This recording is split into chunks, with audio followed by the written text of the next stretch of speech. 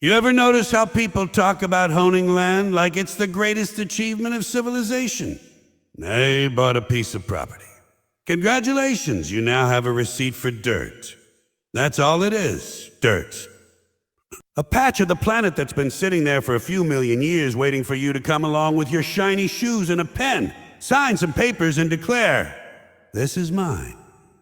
That's right, folks, the planet was doing just fine without you, and now suddenly it needs your name on a deed to make it official. Because dirt wasn't legitimate until you put it on layaway.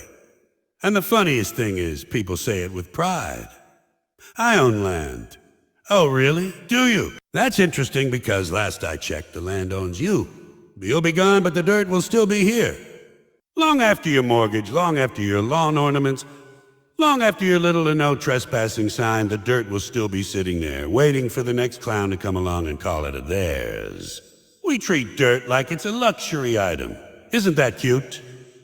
Something that falls out of your shoe after a walk. Something you sweep off your porch. Something you curse when it gets on your carpet.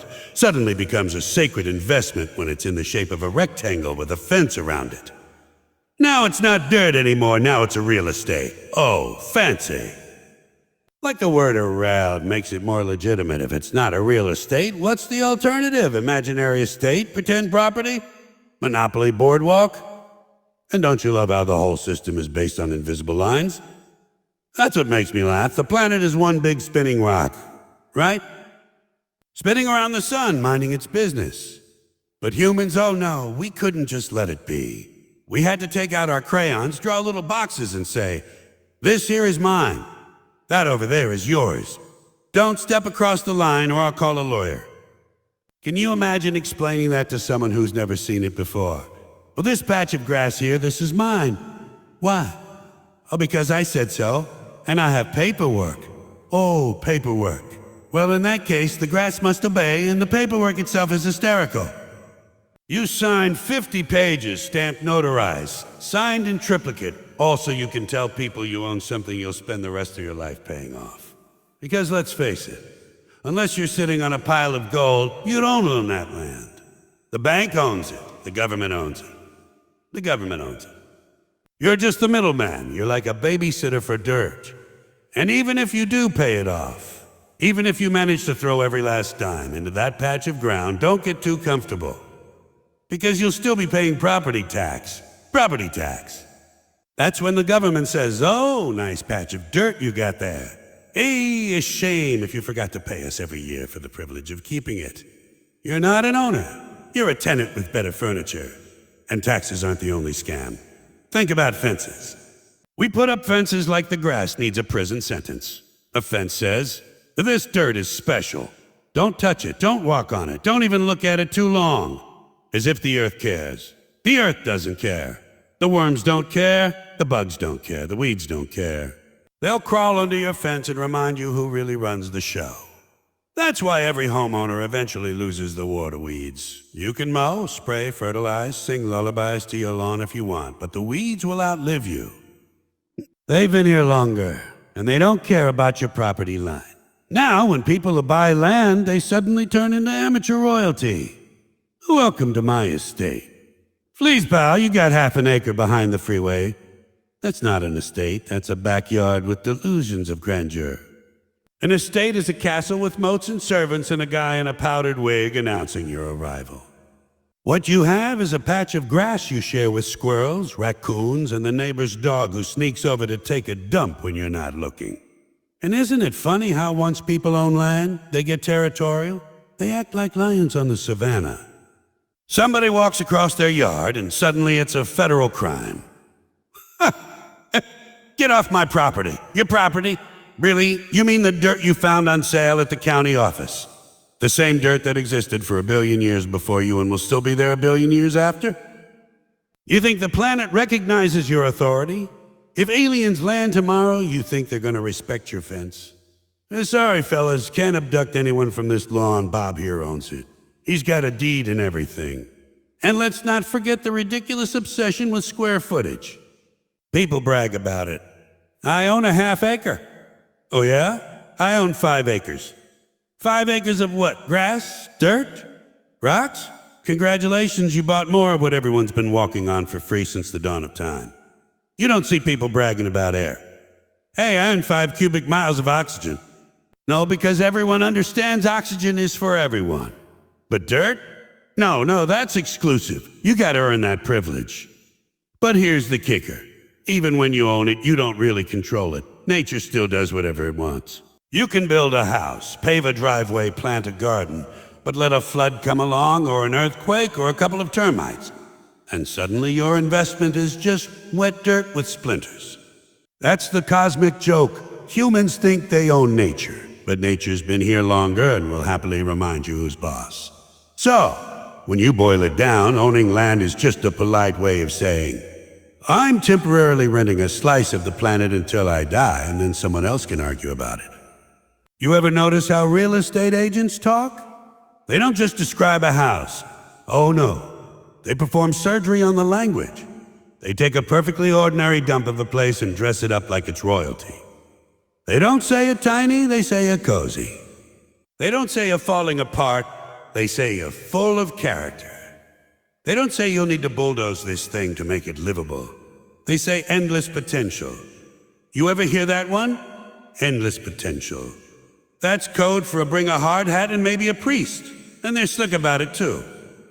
You show up to look at a house, and before you've even stepped inside, they're already warming you up. Look at this charming entryway. Charming, it's a screen door hanging off one hinge and a welcome mat that says go away. That's not charming. That's a warning. That's the house telling you up front, but don't even bother. But the agent's there, waving their hands like a magician. Imagine the possibilities. Possibilities. Sure, I can imagine one, the possibility of tetanus. And don't you love the way they always tell you what you're supposed to feel? As you walk into the living room, you'll feel instantly at home. Really? Because I feel instantly depressed. I feel like I just walked into Grandma's attic. You know it's bad when the furniture looks like it hasn't moved since the Eisenhower administration.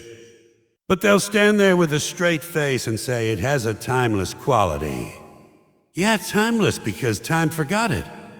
Every crack in the wall is a character. Every broken window is a vintage. Every weird smell is a rustic. That's their favorite word. Rustic means you're gonna need Lysol. And if it's not rustic, it's unique. Unique is what they say when they've completely run out of lies. Well, it's unique. Oh, you bet it is. Where else can you find a bathroom where you have to straddle the sink to sit on the toilet? That's not unique, that's poor planning. Then they start talking about open concept. You know what that means? They tore down a wall because they couldn't fix the wiring. Now you've got a kitchen, a dining room, and a living room all bleeding into each other like a family reunion you can't escape. And the smell of last night's fish sticks now travels straight to your pillow. But hey, it's open concept, so you're supposed to love it. And square footage.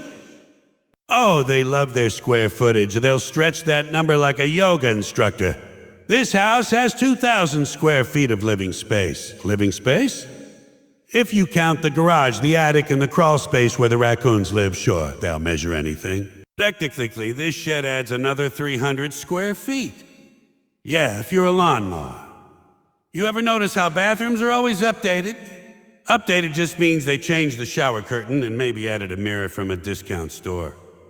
Updated bathroom is code for still smells like mildew. But now there's a vase. And kitchens? Oh, kitchens are always a chef's kitchen. Really? A chef's kitchen with 2 burners that barely work and an oven that squeals like a pig when you turn it on.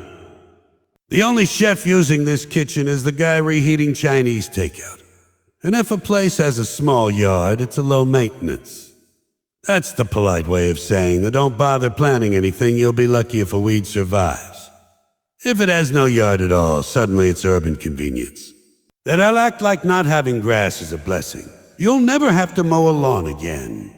Yeah, I'll also never be able to barbecue again unless I want to smoke out the entire neighborhood. Then there's location. Oh, location is where they really shine. They'll describe a house next to a freeway as easy access to transportation. Translation, you'll never sleep again. They'll call a place in a noisy neighborhood a vibrant. Vibrant means the guy next door has a drum set. And if it's next to a railroad track, suddenly it's historic. Historic? Sure, nothing says American dream like a freight train rattling your dishes every 3 hours. And when it's really bad, when they've got nothing left, they start leaning heavy on your imagination. Picture yourself here. That's their big move. Picture yourself here. No thanks, I'm already picturing myself somewhere else. Visualize the possibility. Oh, I visualize them all right. I visualize me running out the door before this place collapses. And you gotta love when they point out things that aren't even worth pointing out. Notice the natural light. Natural light? It's called a window. Every cave has one of those. I noticed the hardwood floors. Yeah, I noticed them. They creak like a haunted house every time I step. I noticed the crown molding. Oh yes, because that little strip of wood really makes up for the fact that the ceiling leaks. But the king of all phrases, the one that tops them all, is a move-in ready. Move-in ready means bring a sleeping bag. Don't ask questions. You ever move into one of these move-in ready places? You flick a switch, half the lights don't work. You run the faucet, brown water comes out. You try the stove, nothing. But technically, you can move in. They didn't say anything about living comfortably. And it's not just the words, it's the way they say them. They get that sing-song voice like they're narrating a fairy tale. This charming bungalow is perfect for entertaining. Entertaining who? The termites?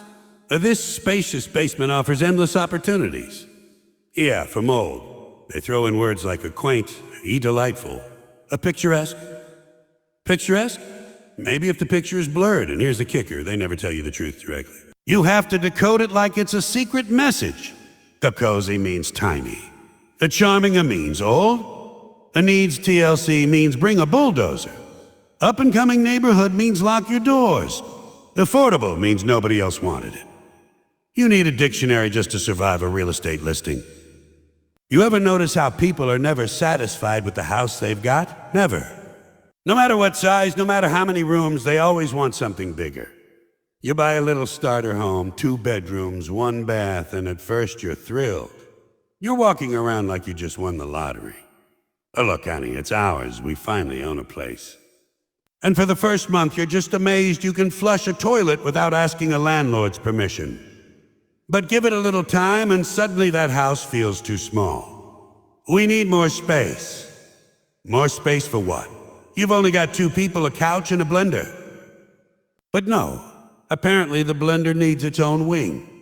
And then it starts, the great American hobby.